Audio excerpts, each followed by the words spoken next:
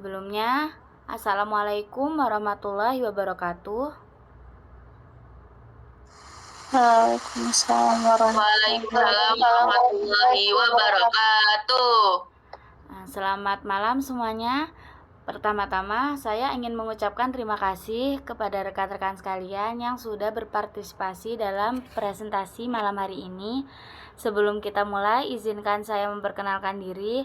Perkenalkan, nama saya Fira Zahira Imelda, NPM 2413021083. Nah, di sini saya bersama rekan-rekan saya.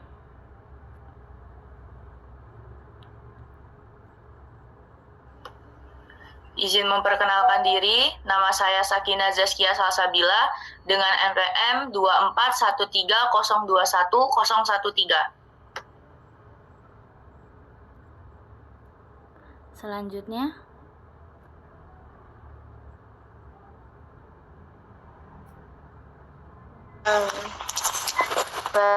baik.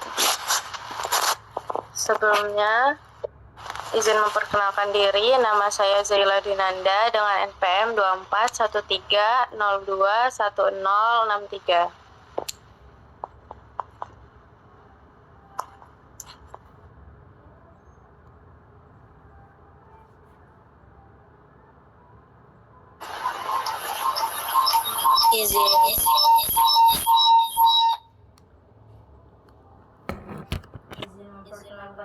perkenalkan nama saya Zelinda Febian dengan NPM 2413021077.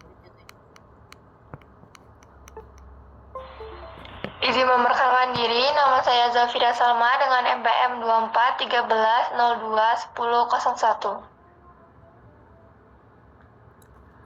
Baik, di sini saya akan bertugas sebagai moderator dan pemateri bersama teman-teman saya.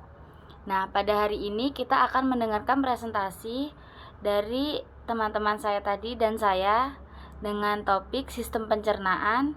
Nah, presentasi ini akan berlangsung sekitar beberapa menit ke depan dan setelah itu kita akan lanjut ke sesi tanya jawab. Selama presentasi berlangsung, saya mohon untuk mematikan mikrofon agar presentasi dapat berjalan dengan lancar. Jika ada pertanyaan, teman-teman bisa mengangkat tangan ya. Baik, tanpa lama-lama lagi, saya persilahkan kepada Sakina untuk melanjutkan slide.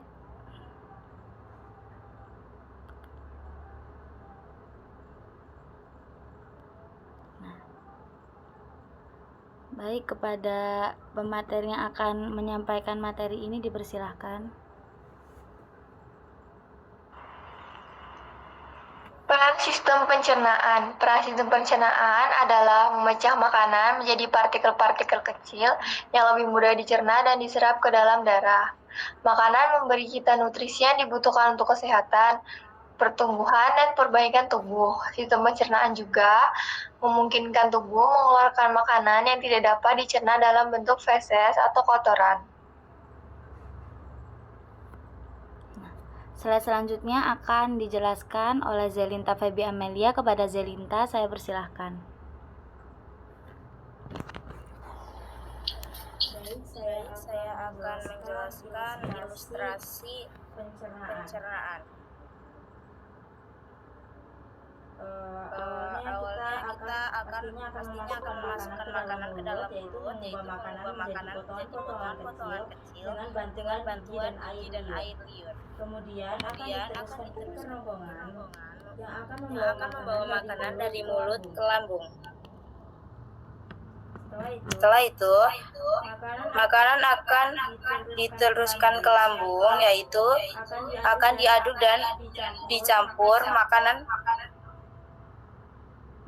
makanan tersebut dengan cairan lambung.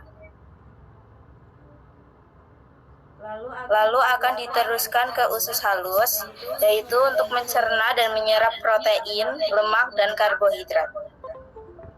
Dan akan diteruskan lagi ke usus besar, yaitu menyerap garam dan air dari makanan, meninggalkan massa lunak yang disebut tinja. Lalu diteruskan lagi ke rektum, yaitu berfungsi sebagai tempat penyimpanan sementara bangku. Lalu yang terakhir akan diteruskan ke anus, yaitu tempat keluarnya tinja dari tubuh.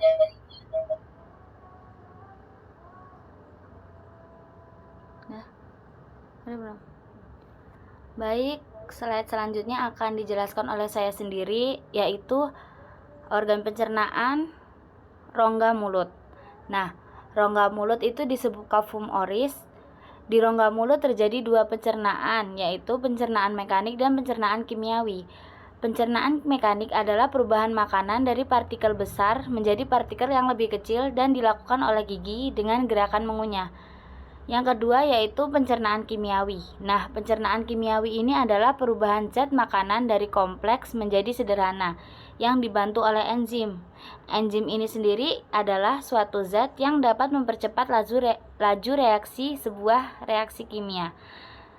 Rongga mulut terdiri dari beberapa organ-organ pencernaan yaitu gigi, lidah, dan bibir.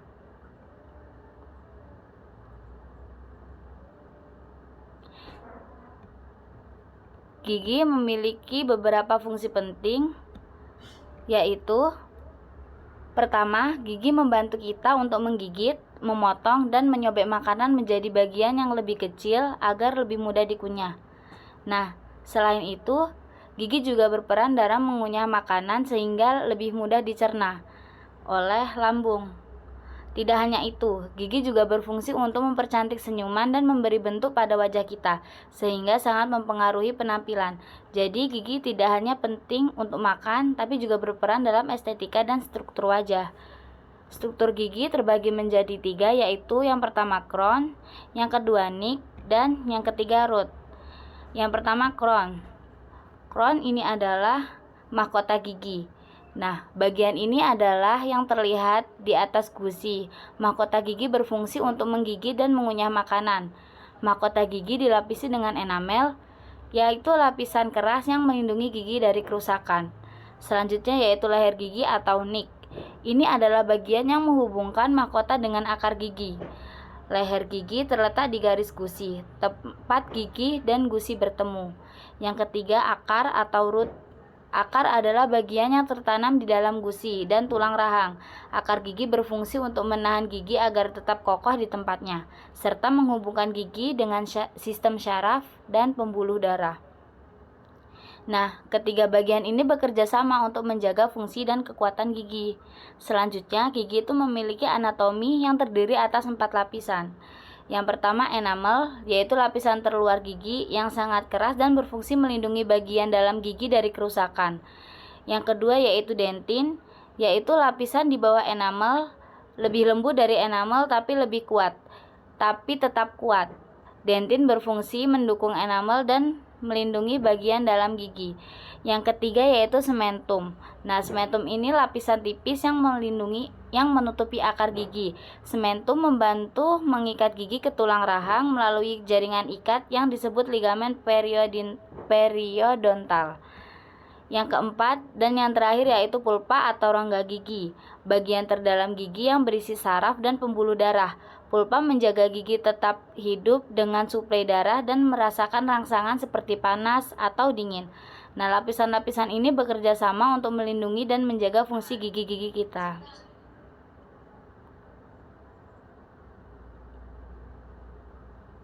Siapa yang mau sebentar tadi?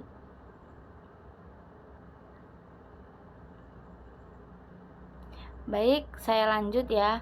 Berdasarkan bentuknya, gigi dapat dibedakan menjadi 4, yaitu gigi seri atau incisivus, yang kedua gigi taring atau caninus, yang ketiga gigi geraham depan atau premolars, dan yang keempat yaitu gigi geraham belakang atau molar.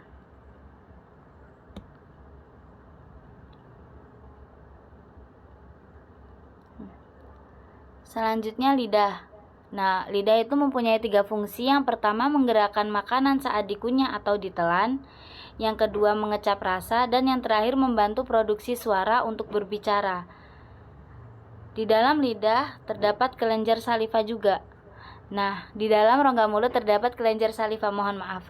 Nah, fungsi kelenjar saliva itu yang pertama membantu pencernaan, yang kedua melindungi gigi, ketiga melembabkan mulut, dan keempat melindungi jaringan mulut. Jadi, kelenjar saliva sangat penting untuk kesehatan mulut dan pencernaan. Oke, slide selanjutnya. Slide selanjutnya akan dijelaskan oleh Sakina. Kepada Sakina saya persilahkan. Selanjutnya kita akan membahas tentang tekak atau faring. Nah, tekak atau faring itu berfungsi membawa makanan dari rongga mulut ke eksofagus. Berikut penjelasan dari tekak atau faring. Kita akan menonton video. Ketika menelan makanan, lidah akan bergerak naik dan mendorong bolus masuk ke faring. Langit-langit lunak akan bergerak naik untuk mendorong bolus masuk ke rongga dalam. Epiglotis akan bergerak turun untuk menutup trakea atau tenggorokan. Di sini sedikit penjelasan. Jadi pada pangkal faring itu terdapat katup pernapasan atau yang kita sebut dengan epiglotis. Nah, fungsi epiglotis sendiri yaitu menutup saluran pernapasan agar makanan yang kita makan itu tidak masuk ke laring atau saluran pernapasan. Sehingga bolus tidak masuk ke dalam trakea atau sistem pernafasan.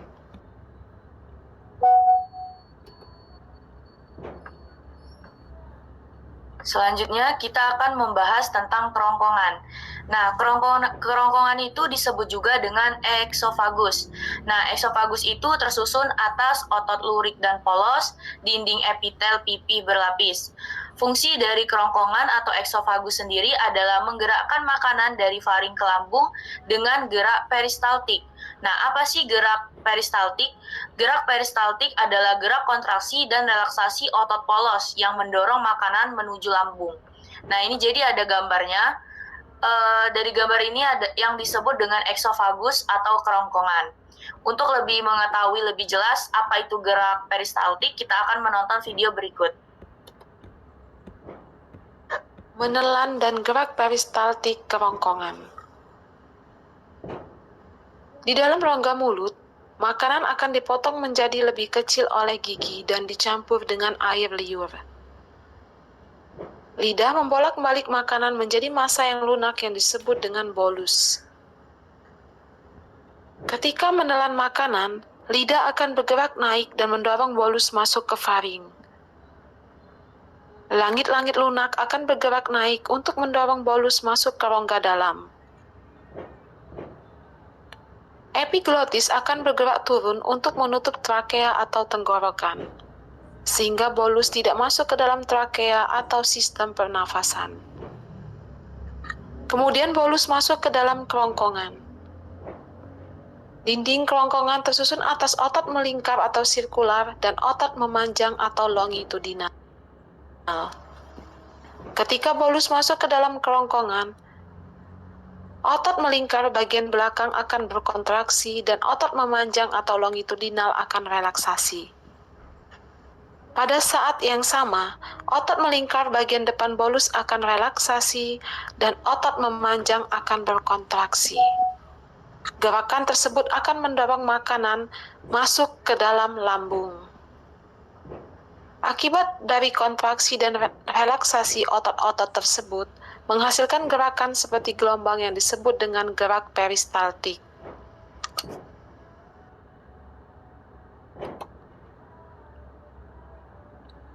Oke, slide selanjutnya akan dijelaskan oleh Zaila Dwinanda. Kepada Zaila, saya persilahkan.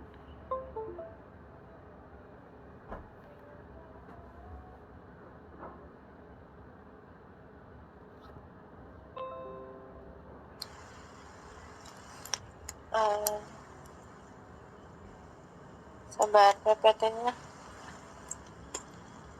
Oke, di sini saya akan menjelaskan tentang lambung. Lambung sendiri adalah kantong berotot yang mengandung asam. Lambung mencampur makanan dan minuman dengan asam. Lambung melakukan gerak peristaltik dan pengadukan, yaitu mekanik, dan pencernaan enzimatik, yaitu kimiawi. Gerak peristaltik lambung yaitu gerak gerakan mengaduk dan mencampur makanan dengan getah lambung yang menghasilkan kim atau hasil.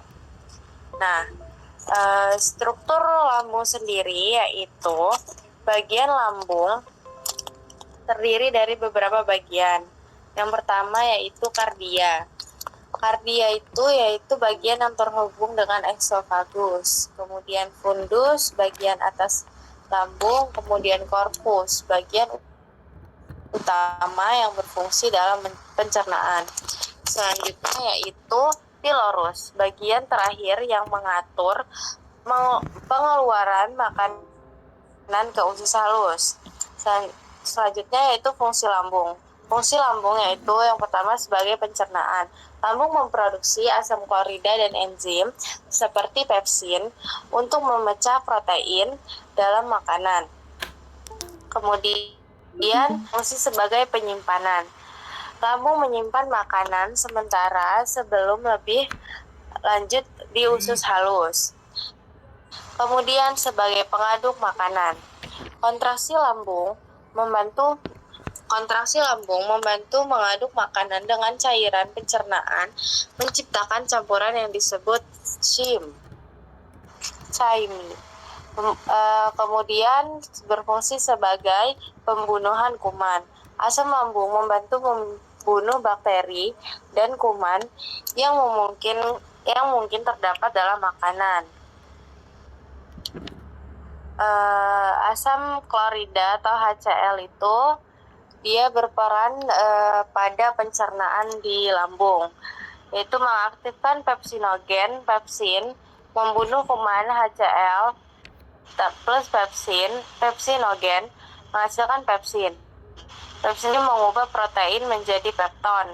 Pepsin menghasilkan protein polipeptida. Next.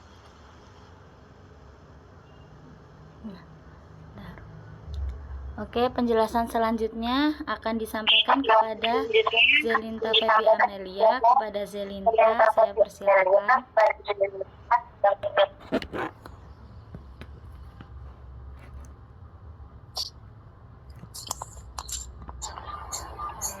Baik.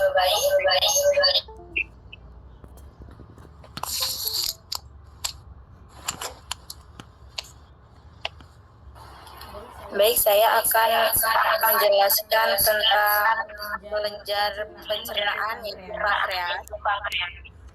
Pankreas terletak secara horizontal di bagian belakang bawah lambung. Pankreas melepaskan enzim ke dalam usus, memecah makanan seperti protein dan karbohidrat. Pankreas tersusun atas sel-sel eksokrin yang dapat menghasilkan enzim-enzim pencernaan. Enzim yang dihasilkan oleh pankreas yang pertama ada tripsinogen diaktifkan oleh enterokinase halus yang akan berubah menjadi tripsin. Nah, tripsin ini berfungsi untuk memecah protein polipeptida menjadi peptida. Kemudian ada chymotrypsin. Fungsinya sama dengan tripsin. Kemudian ada lipase, fungsinya untuk menghidrolisis lemak menjadi asam lemak dan kolesterol. Kemudian ada amilase, berfungsi untuk menghidrolisis zat tepung menjadi sakarida, yaitu dalam bentuk maltosa dan laktosa. Selain enzim pankreas juga menghasilkan natrium bikarbonat yang bersifat basa, yang berfungsi untuk menetralkan kim yang berasal dari lambung yang bersifat. Oke, boleh next.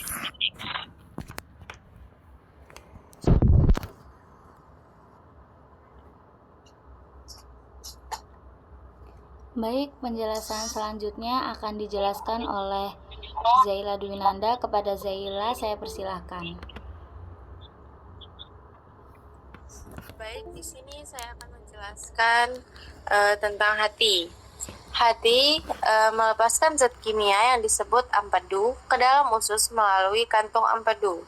Empedu memecah lipid, yaitu lemak dan minyak dalam makanan. Hati sendiri memiliki struktur, yaitu lokasinya hati terletak di bagian kanan atas perut, yaitu di bawah diafragma. Kemudian dari segi bentuk, hati berbentuk segitiga atau segi empat dan memiliki warna coklat kemerahan. Nah, hati sendiri memiliki fungsi yang pertama sebagai metabolisme. Hati berperan dalam metabolisme karbohidrat, lemak, dan protein. Ia mengubah glukosa menjadi glikogen untuk disimpan dan sebaliknya. Mengubah glikogen kembali menjadi glukosa saat tubuh membutuhkan energi. Fungsi yang kedua yaitu produksi empedu. Hati ini memproduksi empedu yang penting untuk mencerna lemak dan membantu penyerapan vitamin larut lemak. Kemudian berfungsi sebagai detoksifikasi. Hati berfungsi untuk memecah dan mengeluarkan racun, obat-obatan, dan limbah dari darah. Kemudian sebagai penyimpanan nutrisi. Hati menyimpan berbagai nutrisi termasuk vitamin, mineral, dan glikogen. Nah, kemudian sebagai sintetis protein. Hati memproduksi banyak protein yang penting seperti albumin dan faktor pembekuan darah.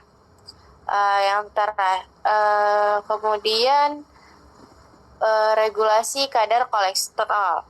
Hati juga mengatur kadar kolesterol dalam tubuh dengan memproduksi dan mengeluarkan sesuai kebutuhan.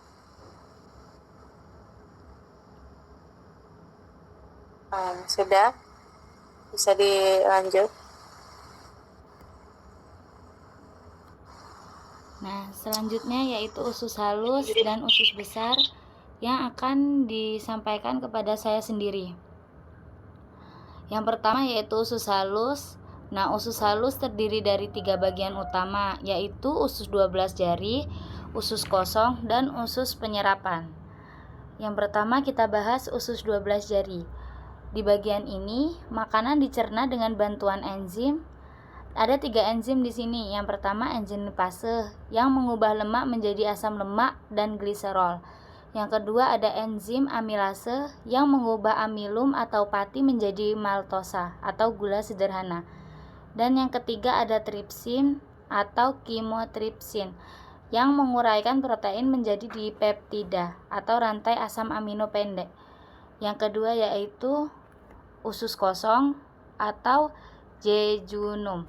Di sini terjadi proses pencernaan lanjutan yaitu maltase yang mengubah maltosa menjadi 2 molekul glukosa. Yang kedua sukrase yang mengubah sukrosa menjadi glukosa dan fruktosa. Yang ketiga laktase yang mengubah laktosa menjadi galaktosa dan glukosa. Dan yang terakhir yaitu aminopeptidase dan dipeptidase yang menguraikan dipeptida menjadi asam amino. Terus yang ketiga ada usus penyerapan atau ileum. Nah, di bagian ini terjadi penyerapan nutrisi yaitu nutrisi karbohidrat atau glukosa, fruktosa, dan galaktosa. Ada asam amino, vitamin, dan mineral yang diserap ke dalam kapiler darah. Lanjut ada nutrisi asam lemak dan gliserol yang diangkut oleh pembuluh limfa atau kil untuk distribusi lebih lanjut. Nah, usus halus ini memiliki struktur unik yang disebut vili dan mikrofili yang berfungsi untuk memperluas permukaan dan penyerapan nutrisi. Oke, boleh lanjut. Nah, selanjutnya yaitu usus besar atau disebut juga kolon. Fungsi utama usus besar adalah membentuk massa feses atau kotoran. Kedua, melakukan reabsorpsi atau penyerapan kembali air dari sisa makanan. Dan yang ketiga yaitu membantu proses pembusukan makanan dengan bantuan bakteri seperti E. coli. Nah, bakteri E. coli juga membantu produksi vitamin K yang penting untuk pembekuan darah. Dengan penjelasan ini, kalian bisa menggambarkan bagaimana setiap bagian usus memiliki peran penting dalam pencernaan dan penyerapan nutrisi. Oke. Selanjutnya kepada yang menjelaskan, saya persilahkan. Oke, di sini saya akan menjelaskan tentang sekum. Sekum adalah bagian usus besar yang menjadi peralihan antara usus kecil dan usus besar.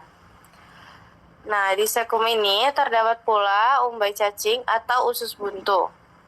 Selain berfungsi untuk menyerap sisa air dan garam, sekum juga memiliki katup yang bertugas mengendalikan jumlah makanan yang masuk ke dalam kolon saat makanan masuk ke dalam sekum. Ia akan meneruskannya ke usus besar. Pada sekum, melekat pula struktur berbentuk seperti cacing yang bisa kita kenal sebagai usus buntu. Oke, next. Selanjutnya yaitu rektum. Rektum berisi makanan yang tidak tercerna yang disimpan sebagai fases atau kotoran. Rektum sendiri adalah bagian terakhir dari saluran pencernaan yang terletak antara usus besar dan usus besar dan anus. Nah, strukturnya rektum sendiri memiliki panjang sekitar 12-15 cm dan terletak di dalam rongga panggul. Kemudian fungsi rektum sebagai penyimpanan tinja, pengaturan proses buang air besar, dan pembuangan tinja. Next. Nah, anus ini adalah akhir dari sistem pencernaan dan tempat fases meninggalkan tubuh. Struktur anus sendiri terletak di ujung rektum dan menjadi bagian terakhir dari saluran pencernaan. Anus dilengkapi dengan otot sphincter yang terdiri dari otot-otot yang dapat membuka dan menutup anus untuk mengontrol buang air besar.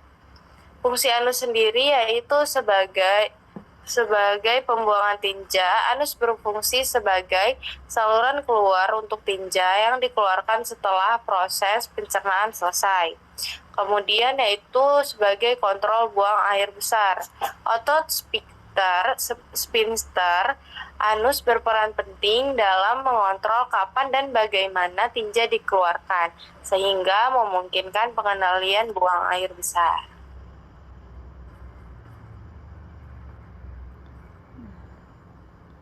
Nah, slide selanjutnya akan dijelaskan oleh Zafira Salma.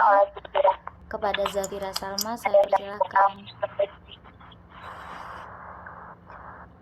Baik, selanjutnya adalah beberapa penyakit yang berada di sistem pencernaan. Yang pertama itu MAH. Iritasi. MAH adalah iritasi atau peradangan pada dinding lambung. Bisa akut atau yang disebut dengan jangka pendek atau kronis atau yang disebut dengan jangka panjang. Gejalanya adalah nyeri ulah kencing, mual, kembung.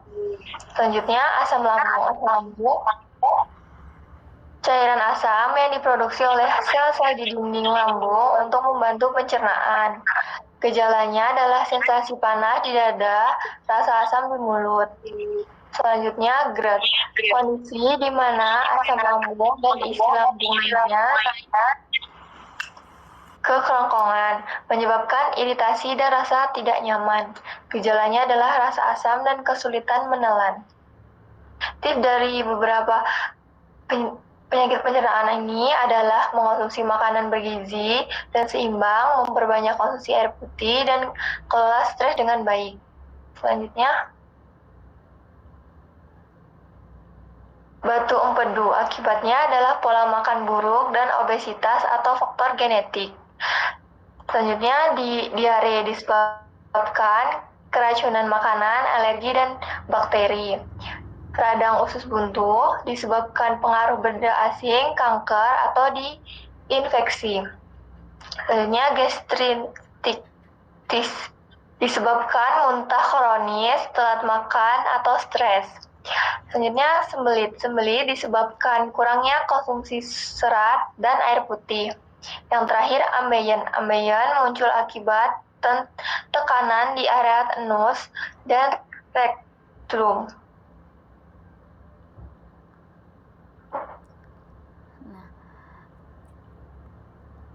Baik, berhubung materi yang disampaikan oleh kelompok saya sudah selesai, sekarang saya membuka sesi tanya jawab. Apakah ada yang ingin ditanyakan?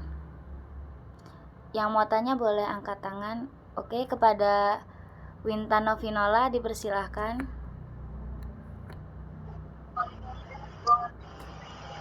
Baik, sebelumnya izin memperkenalkan diri, saya Wintano Vinola dari kelompok 1, izin bertanya. Dari penjelasan kalian itu aku mau bertanya tentang apa sih perbedaan usus besar dan usus halus, mulai dari struktur atau fungsinya.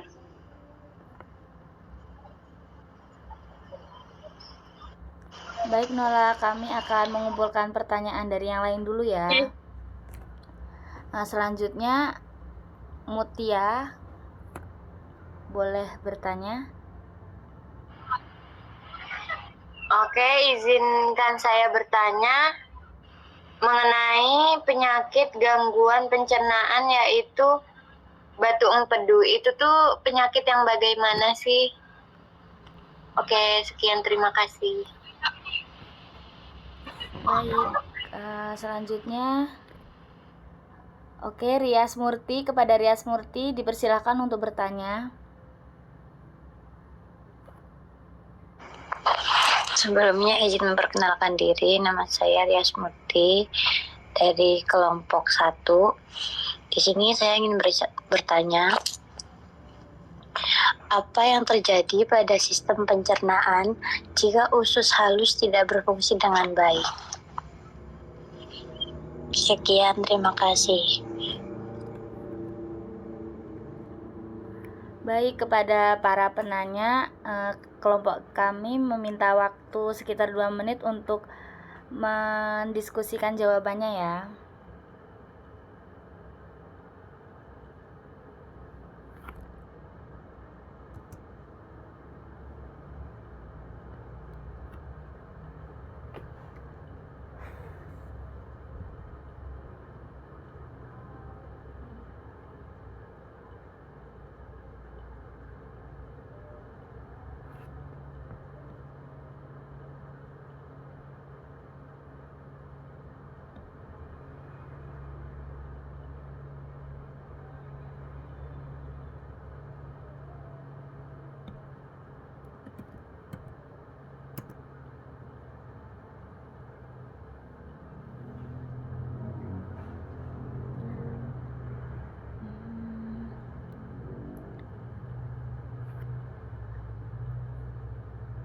Oke, Sakina, boleh dipersilakan untuk menjawab.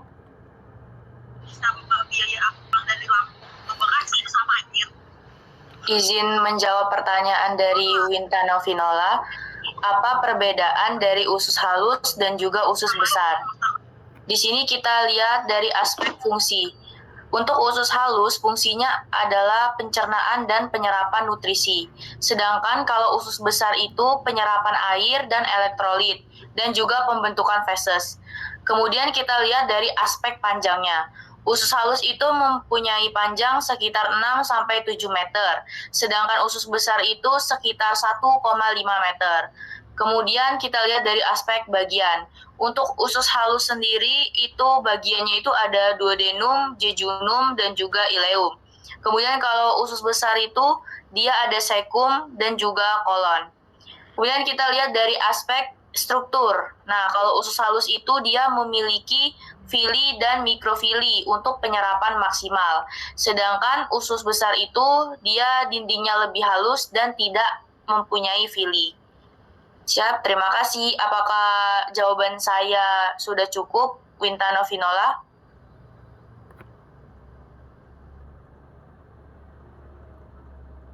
Winta Novinola, bagaimana jawaban dari Sakina? Apakah sudah cukup atau ada yang ingin ditanyakan lagi? Cukup, terima kasih. Oke, Winta Novinola, terima kasih kembali. Selanjutnya sepertinya Zaila Dwinanda ingin menjawab. Kepada Zaila saya persilahkan.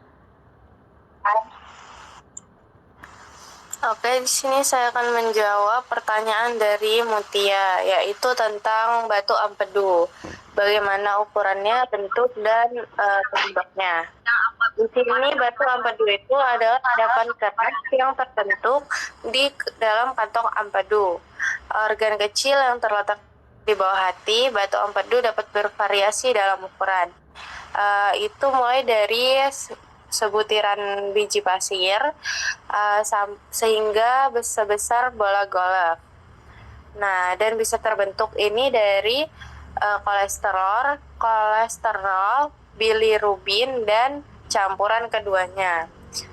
Jenis batu empedu sendiri ada dua, yaitu yang pertama batu empedu kolesterol.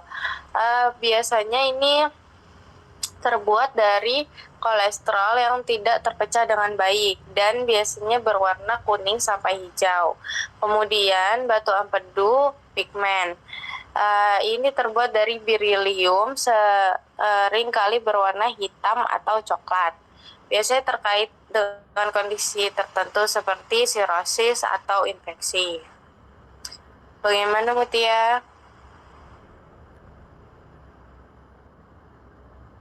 Sudah cukup jawabannya?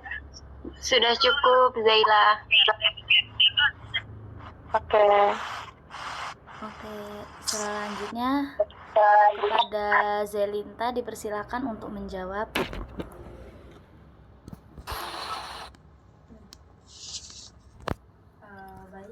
Baik, saya akan menjawab pertanyaan dari Rias Murti, yaitu bagaimana jika usus halus tidak berfungsi dengan baik.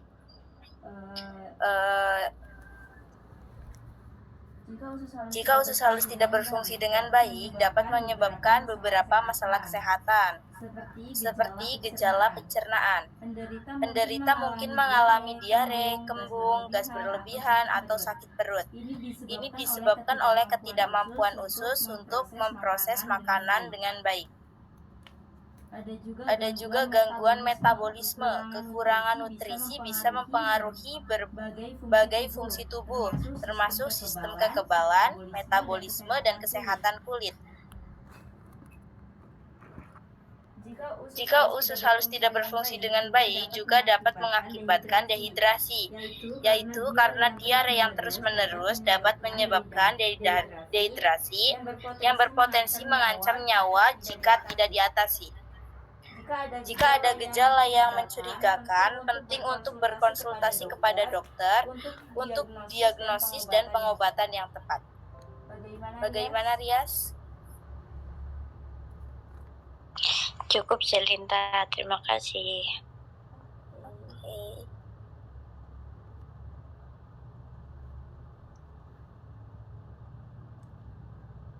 Oke, berhubung sudah terjawab semua ya pertanyaannya, sudah tidak ada yang bertanya lagi.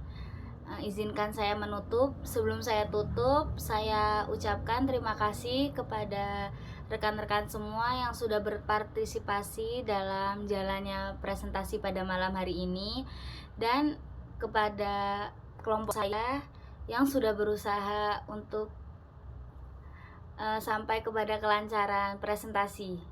Terima kasih juga kepada Zafira Salma yang telah membuat PPT sebagus ini. Terima kasih, Zafira. Terima kasih, Zafira. Terima kasih, Zafira. Ya, sama-sama. Makasih juga buat kalian. Ya, izinkan saya tutup ya. Wassalamualaikum warahmatullahi wabarakatuh. Waalaikumsalam. Waalaikumsalam warahmatullahi wabarakatuh.